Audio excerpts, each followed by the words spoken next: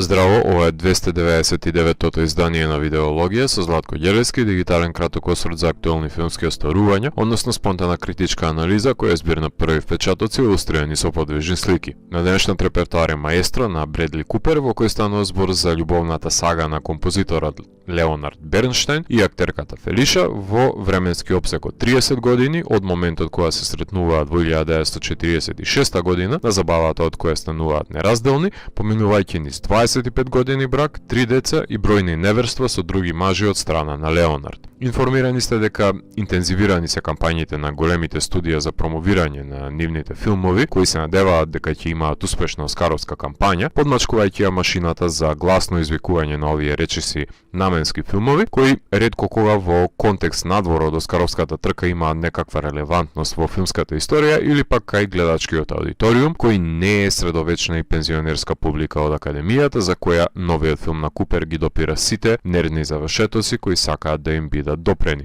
Маестро во оваа трка има голема предност, не само затоа што славен актер стои зад камера, туку со самото тоа што Стивен Спилберг и Мартин Скорсезе се продуценти на делото. Спилберг и самиот имал обид да го екранизира животот на Леонард, меѓутоа го нема одвоено потребното време за реализирање на овој проект, па затоа Купер, како долгогодишен почитувач на раководењето со оркестрите на Лени, ја презема диригентската палка. Кога се снима периодичен филм, не смее да се занемари дека авторот се обидува да биде во дослух со денешницата, така што една љубовна приказна секако дека има универзална димензија, но еден круцијален чинител е местото на уметникот во општеството и неговата функција како артист и како сопруг и како животот се менува во мигот кога го добива повикот да застане под рефлекторот, кој да не го искористил или да демонстрирал недоследност во диригирањето, филмот ќе имаше различно течение и полнеж, како што кариерата на Лени ќе имаше поразлична траекторија и немаше да ги направи West Side Story и On the Waterfront. Уметноста бара парче месо ако сака да биде целесообразна.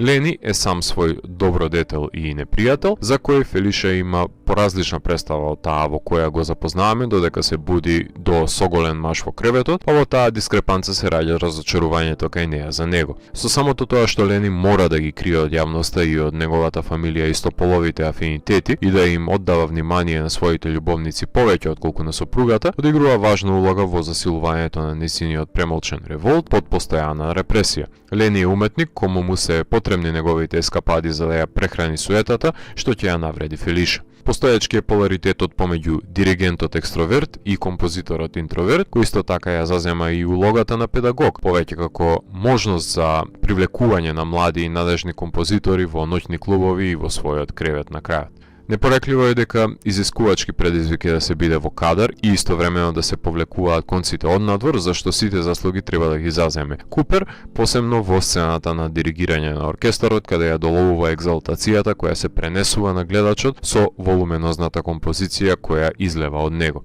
Има две тактилни сцени по кои не се заборава филмот, едната е спонтанното одлетување на Снупи во крај прозорецот, а другата е травматичен исказ кој го соопштува докторот на брачниот пар кој ќе им ги промени животите, сцени со емоционален набој во кој наведум провеува по некој комичен агенс, ама тегобна е атмосферата што се преозначува комичноста од друга димензија, ја губи примарната назнака и се синтетизира во фузија со мелодрамата во нова илуминација. Колку што е филмот за Лени, толку е и за Фелиша, односно Кери Малиган, за која ви напомена во Видеологија кога го рецензира Fingernails дека требаше да глуми во него, но ја одби улогата за да глуми во филмот на Купер, што е паметна одлука од нејзина страна затоа што местото и е во Маестро да се носи со комплексностите на нејзиниот лик, кој не сака да ја напукне фасадата на идиличниот брак во јавноста, посебно не во период кога во тајност се држале истополовите врски, како тие на Лени. Одлично се носи со дилемата за исполнителноста на позицијата во која е поставена, како уметничка која треба да знае дека на еден артист му е потребен простор за креирање, живеејќи со двосмислицата дали компромисот е и компромитирање на нечија визија. Сара Силверман, која се зема во актерска трупа, се прави тоа со цел да донесе колорит дури и во црно-бел филм, односно со нејзината нескротливост се дава нов зачин во отворбата.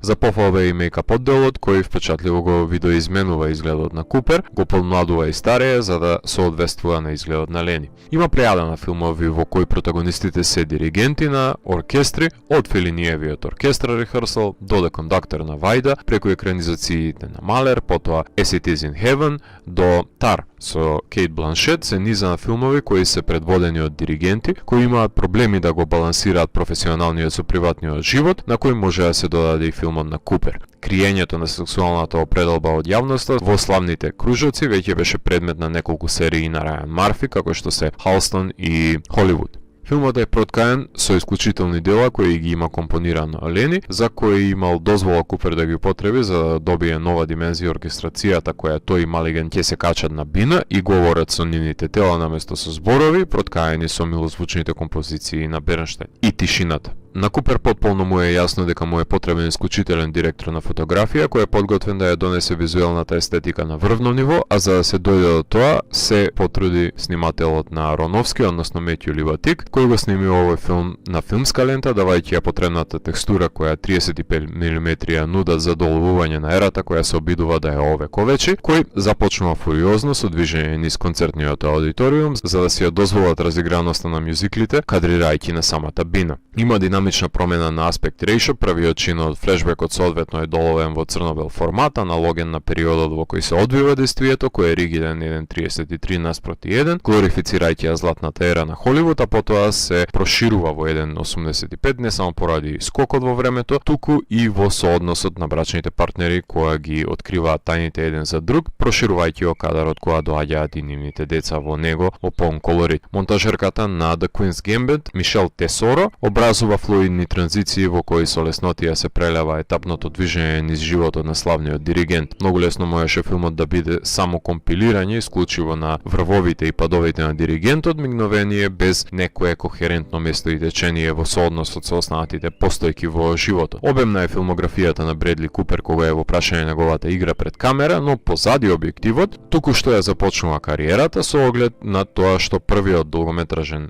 филм беше неговата итерација на Star is Born, во кој со Леди Гага ги има носечките улоги во музичката драма, а Маестро е неговиот втор долг игран филм, кој исто така допира до две јасни индикации, односно до славата до која допира еден композитор, овој пат на класична музика, но и турбулентните брачни води низ кои што плива, однесувајќи се како рок-н-рол звезда. Во најава е неговиот трет долг филм, кој моментално го работи со Уил Арнет, со кој ќе се појават и како носечки актери, кој гласи Is This Thing On? Кога ќе отворите филмски речник и го побарате терминот Оскар бейт, ќе ја погледнете фотографијата од постерот на овој филм. Негативната конотација на овој биопик се однесува на преджваканата екранизација на турбулентниот живот и тенденциите на бисексуалниот диригент, кој се сомневам дека на некој рамниште ќе воспостави корелација со македонскиот гледачки аудиториум, освен кај љубителите на делата на Лени, се разбира. Шематско и безбедно е сценариото за да се оправда времетраењето и буџетот, но безпрекорно е спакувана оваа етап на животна сага. Апотеоза не заслужува филмот за сите компоненти, но сентименталноста ја оживотворува творбата.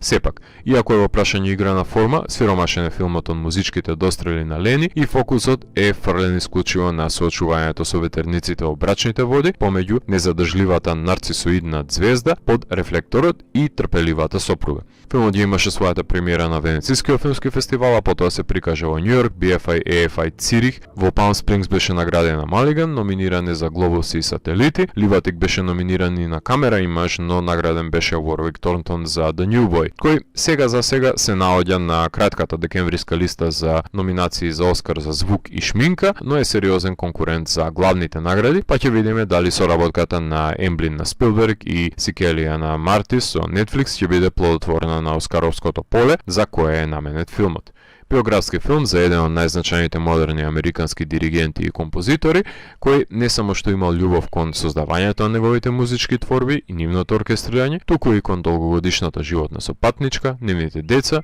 и неговите дечковци со кои ја споделувал интимната. Ако морам да го евалуирам, тогаш Маестро од мене има 4 од 5. Доколку ви се допадна 299-тото издание на дигиталната архива Видеологија, лајкувајте го видеото, споделете го и следете го каналот. Последете и поснатите рецензии на виртуелната полица. Ви благодарам за вниманието. Поздрав!